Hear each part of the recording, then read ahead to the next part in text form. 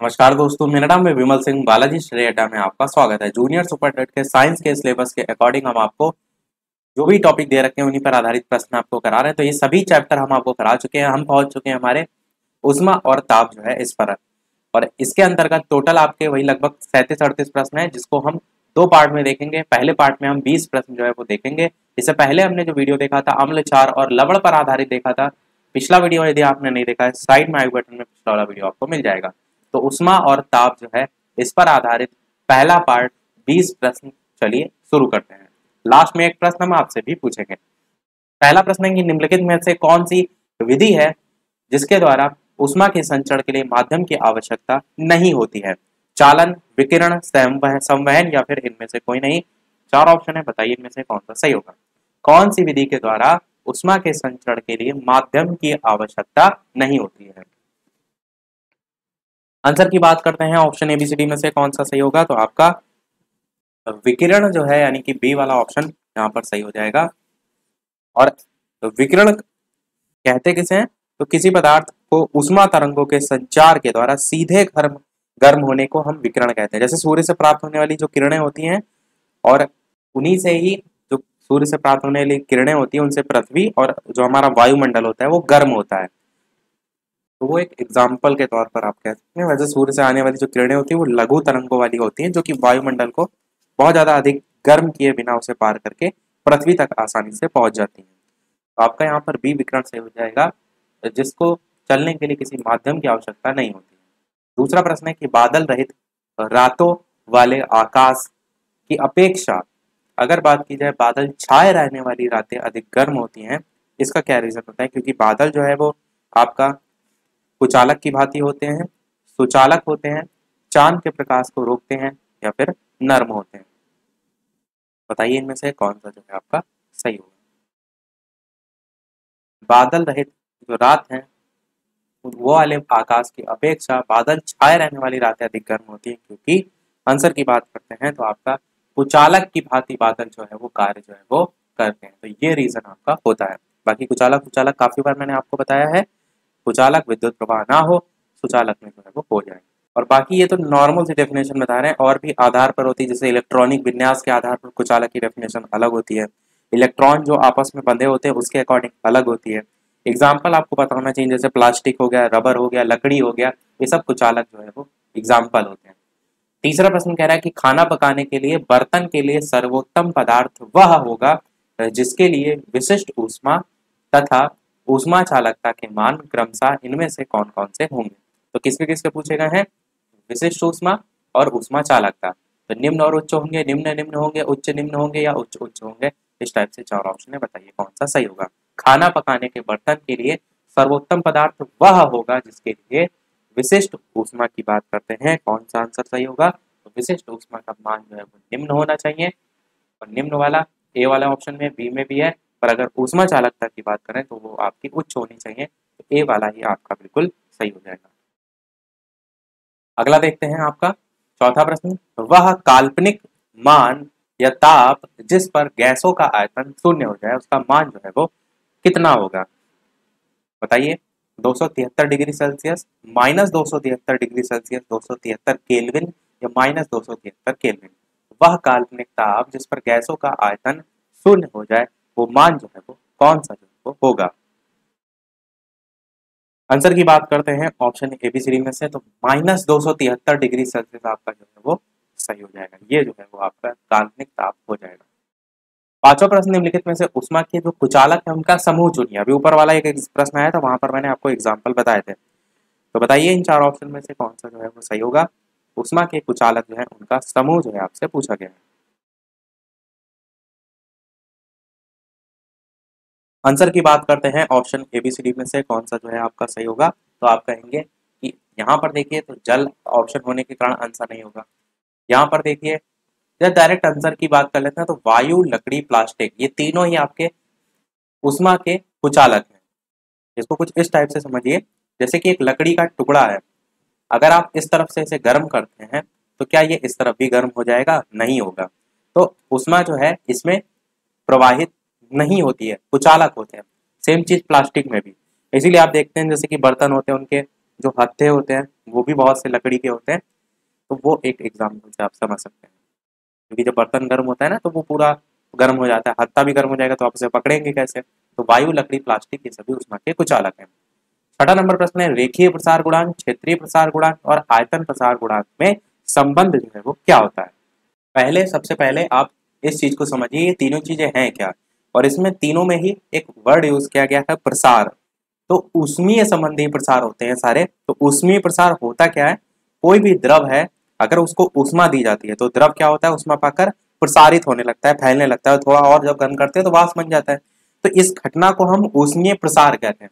अब ये तीन टाइप के होते हैं, रेखीय प्रसार गुणांक, क्षेत्रीय प्रसार गुणांक और आयतन प्रसार गुणांक। रेखीय प्रसार गुणांक क्या होता है, जब कोई क्षण है, जैसे मान लीजिए ये कोई क्षण है, जब किसी क्षण जो है इसको ऊष्मा दी जाती है तो क्षण क्या होगी, ऊष्मा पाकर फैलेगी। गर्म करने पर चीजें क्या होती है, फैलती हैं, प्रसारित होती हैं। तो इसे हम क्या कहते हैं, इसे हम कहते हैं रेखीय प्रसार गुणांक। और अगर बात करें क्षेत्रीय प्रसार गुणांक की, तो क्षेत्रीय में वर्ड ही आ रहा है क्षेत्र, यानी कि क्षेत्रफल। तो जब किसी परत की ऊष्मा दी जाती है तो परत ऊष्मा पाकर प्रसारित होता है, तो परत के क्षेत्रफल में वृद्धि होती है, उसे हम कहते हैं क्षेत्रीय प्रसार गुणांक।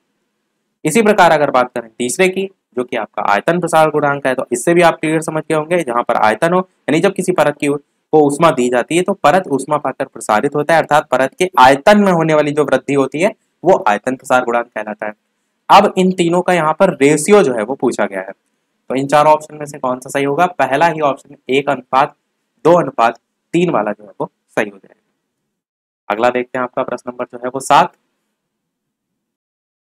अगला प्रश्न 7 है कि खाना बनाने के बर्तन में अबरक का जो है वो उपयोग होता है क्योंकि वह उष्मा का सुचालक होता है किंतु विद्युत का कुचालक, उष्मा का कुचालक होता है किंतु विद्युत का सुचालक, उष्मा तथा विद्युत दोनों का सुचालक होता है, या उष्मा और विद्युत दोनों का कुचालक होता है। तो बताइए, खाना बनाने के बर्तन में अबरक का उपयोग किया जाता है क्योंकि, इसका क्या रीजन होता है। आंसर की बात करते हैं ऑप्शन एबीसीडी में से, तो आप क्या कहेंगे, क्योंकि ये उष्मा का जो है वो सुचालक होता है। अब खाना बनाने में आप यूज कर रहे हैं तो जाहिर सी बात सुचालक तो जरूरी है, किंतु अगर बात करें विद्युत का तो विद्युत का कुचालक होता है। तो ए वाला आपका ऑप्शन बिल्कुल सही हो जाएगा। 8वां जो प्रश्न है वो मैंने आपसे पूछा था पिछले वाले वीडियो में, कहा था नेक्स्ट वाले वीडियो में हम इसका आंसर देंगे। प्रश्न था आपका, बर्फ की गुप्त उष्मा जो है वो है, बताइए 80 किलो कैलोरी प्रति ग्राम, 80 कैलोरी प्रति ग्राम, 540 कैलोरी प्रति ग्राम, या इनमें से कोई नहीं। साथ ही साथ वीडियो पसंद आए तो वीडियो को लाइक भी सभी अवश्य जो है वो करते रहिएगा, ताकि इस प्रकार अच्छे अच्छे प्रश्न प्रैक्टिस हम आपको कराते रहें। आंसर की बात करते हैं, ऑप्शन एबीसीडी में से कौन सा सही होगा। एक आंसर की बात करने से पहले एक यहाँ पर गुप्त उष्मा जो है किसे कहते हैं, इस चीज को भी समझ लेते हैं। तो गुप्त उष्मा हम कहते हैं किसी पदार्थ जो है उसको दी गई उष्मा की वह मात्रा जो पदार्थ के ताप को स्थिर रखते हुए उसकी अवस्था में परिवर्तन लाती है, उसे हम गुप्त उष्मा कहते हैं। प्रश्न में पूछा गया है बर्फ की गुप्त उष्मा कितनी होती है, तो ये आपकी होती है बी वाला ऑप्शन, यानी 80 कैलोरी प्रति ग्राम होती है। बी वाला ऑप्शन यहाँ पर जो है वो सही होगा। अगला प्रश्न देखते हैं आपका 9वां, कि 1 किलोग्राम पानी का 1 डिग्री सेल्सियस ताप बढ़ाने के लिए आवश्यक उष्मा होती है। 1 कैलोरी, 10 कैलोरी, 100 कैलोरी, 1000 कैलोरी, बताइए 1 किलोग्राम पानी का 1 डिग्री सेल्सियस ताप बढ़ाने के लिए आवश्यक उष्मा होती है। आंसर की बात करते हैं चार ऑप्शन में से, तो आपका 1000 कैलोरी जो है वो आवश्यक होती है उष्मा। बी डी वाला आपका यहाँ पर ऑप्शन जो है वो सही होगा। 10वां नंबर प्रश्न आपका कह रहा है कि बुरादे से ढकी हुई बर्फ जल्दी से क्यों नहीं पिघलती है। ये आप खुद भी एक्सपेरिमेंट कर सकते हैं कि ऐसा होता है। बुरादा जो है हवा को बर्फ तक नहीं जाने देता, या फिर बुरादा पानी को सोख लेता है, या फिर बुरादा उष्मा का कुचालक है, या फिर बुरादा उष्मा का सुचालक है। तो बुरादे से ढकी हुई बर्फ जल्दी से क्यों नहीं पिघलती है, ये आपको बताना है।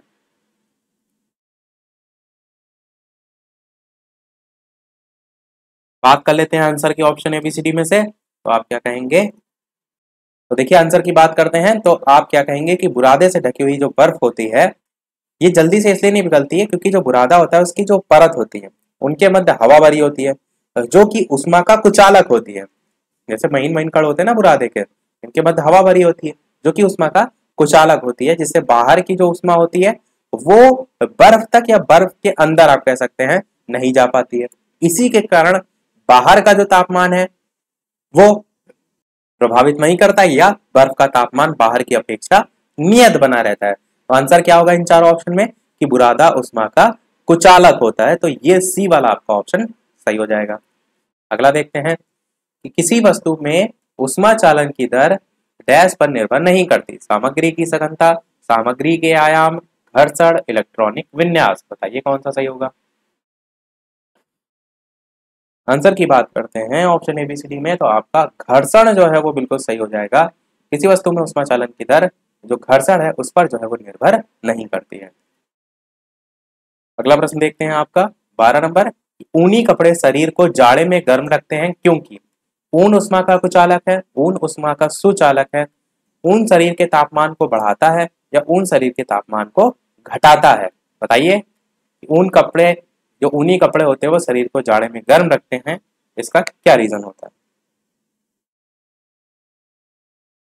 तो आंसर की बात करते हैं ऑप्शन एबीसीडी में से कि ऊनी कपड़े शरीर को जाड़े में गर्म रखते हैं क्योंकि क्योंकि आप कहेंगे कि ऊष्मा जो है वो उष्मा का कुचालक है। आपका ए वाला ऑप्शन वो सही हो जाएगा। तो आपका ए वाला ऑप्शन यहाँ पर सही हो जाएगा। अगला प्रश्न देखते हैं आपका 13 कि विकिरण द्वारा उष्मा का स्थानांतरण मुख्य रूप से निर्भर करता है। विकिरण मैंने बता दिया था सूर्य की रोशनी पर डिपेंड वाले जो आती है रोशनी, तो वही पूछा गया है कि उसका स्थानांतरण मुख्य रूप से किस पर निर्भर करता है। उसके टेम्परेचर पर बिल्कुल करता है, पिंड की प्रकृति पर बिल्कुल, उसकी पृष्ठ के विस्तार और प्रकार पर भी करता है। आंसर आपका उपरोक्त सभी यहाँ पर भी जो है वो बिल्कुल सही हो जाएगा। 14 प्रश्न कह रहा है कि द्रव और जो गैस है उसमें ताप अंतरण का मुख्यतः कारण जो है वो क्या होता है। उसकी चालकता होती है और संवहन होता है, विकिरण होता है या फिर चालकता और विकिरण दोनों होता है। बताइए द्रव और गैसों में जो ताप अंतरण है उसका मुख्य कारण क्या होता है। आंसर की बात करते हैं ऑप्शन एबीसीडी में से, तो उसे हम संवहन जो है वो कहेंगे। बी वाला आपका ऑप्शन जो है वो सही हो जाएगा। संवहन होता क्या है, संवहन जो है आपका उष्मा के स्थानांतरण या फिर संचरण जो है उसकी एक विधि होती है जिसमें किसी तरल पदार्थ में अणुओं के समग्र स्थानांतरण द्वारा उष्मा का लेन देन जो है वो होता है। तो बी वाला आपका संवहन यहाँ पर सही होगा। अगला देखते हैं आपका प्रश्न 15 नंबर कि एक गर्म पिंड न्यूटन के ठंडक के नियम का अनुकरण करता है। तो पिंड का प्रारूपी तापमान समय आरेख होगा। इस तरीके से चार ग्राफ टाइप से दे रखे हैं, आपको बताना है कि एक गर्म पिंड न्यूटन के ठंडक के नियम जो है उसका अनुकरण करता है। तो पिंड का प्रारूपी जो तापमान है समय आरेख है वो जो है इसमें कौन सा जो है वो होगा। बताइए इन चार ऑप्शन में कौन सा जो है वो सही होगा।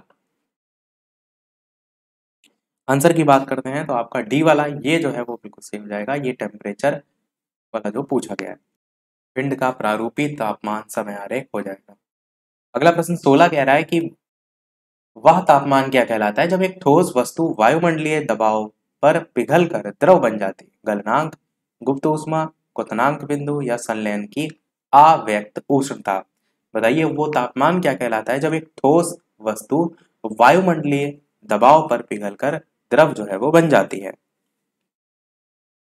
आंसर की बात करते हैं तो मैंने बताया भी था कि ठोस से द्रव की जो प्रक्रिया है वो क्या कहलाती है, गलनांक कहलाती है। वही चीज यहाँ पर पूछा गया है, ठोस वस्तु वायुमंडलीय दबाव पर पिघलकर द्रव बन जाती है, तो गलनांक आपका बिल्कुल सही हो जाएगा। अगला देखते हैं आपका प्रश्न 17 कि स्थिर अवस्था में ऊष्मा प्रवाह का तात्पर्य होता है। ऊष्मा प्रवाह नगण्य हो, दो बॉडी के बीच तापांतर ना हो, ऊष्मा प्रवाह की दर स्थिर हो या ऊष्मा प्रवाह समय पर आधारित ना हो, और डी ऑप्शन है बॉडी का जो तापमान है वो समान दर से बढ़े। बताइए कि स्थिर अवस्था में ऊष्मा प्रवाह का तात्पर्य क्या होता है। आंसर की बात करते हैं इन चार ऑप्शन में से कौन सा जो है वो सही होगा। तो आपका सी वाला ऑप्शन बिल्कुल सही होगा कि ऊष्मा प्रवाह की जो दर है वो स्थिर हो या ऊष्मा प्रवाह जो है वो समय पर आधारित ना हो। ये आपका जो है वो बिल्कुल सही होगा। अगला देखते हैं आपका प्रश्न नंबर जो है वो 18। ऊष्मा गतिकी जो है उसका शून्यवा नियम जो है वो क्या बताता है। चार ऑप्शन दे रखे हैं, आपको बताना है कि दो ऊष्मागतिकी प्रणालियां सदैव जो है वो एक दूसरे के साथ ऊष्मा संतुलन में होते हैं, ये बताता है। या फिर यदि दो प्रणालियां ऊष्मा संतुलन में हैं तो तीसरी प्रणाली भी ऊष्मा संतुलन में रहेगी, ये बताता है। या फिर यदि दो प्रणालियां तीसरी प्रणाली के साथ ऊष्मा संतुलन में नहीं है तो वे एक दूसरे के साथ ऊष्मा संतुलन में नहीं होंगी। या चौथा ऑप्शन, जब दो प्रणालियां तीसरी प्रणाली के साथ ऊष्मा संतुलन में है तो वे एक दूसरे के साथ ऊष्मा संतुलन में होंगी।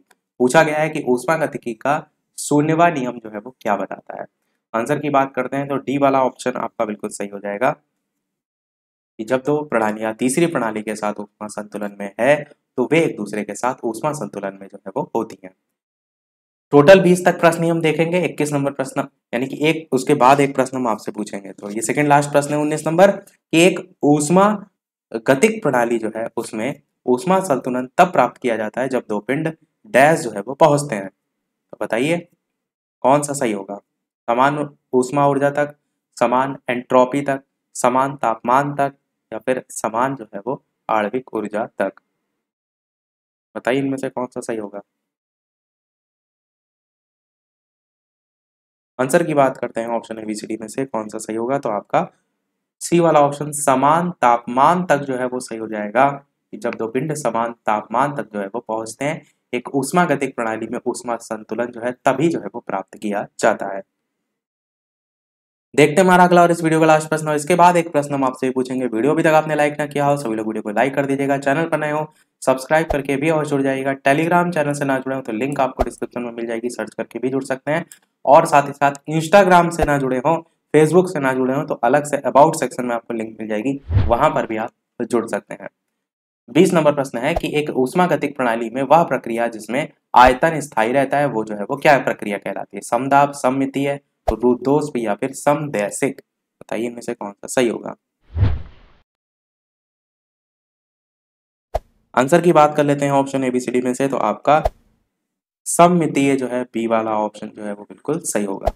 तो वो प्रक्रिया जो है वो सममितीय जो है वो कहलाती है। अब एक प्रश्न आपके लिए भी, जैसा कि सभी वीडियो में हम आपसे एक ना एक प्रश्न पूछते हैं, तो इस वीडियो का आपके लिए प्रश्न है जिसका आंसर आपको वीडियो के मेन कमेंट में टाइप करके बताना है। इसका आंसर नेक्स्ट वाले वीडियो में यानी कि नेक्स्ट इसके आगे के जो बाकी बचे प्रश्न है उसमें हम देखेंगे। प्रश्न आपका 0 डिग्री सेंटीग्रेड कितने डिग्री फॉरेनहाइट के बराबर होता है।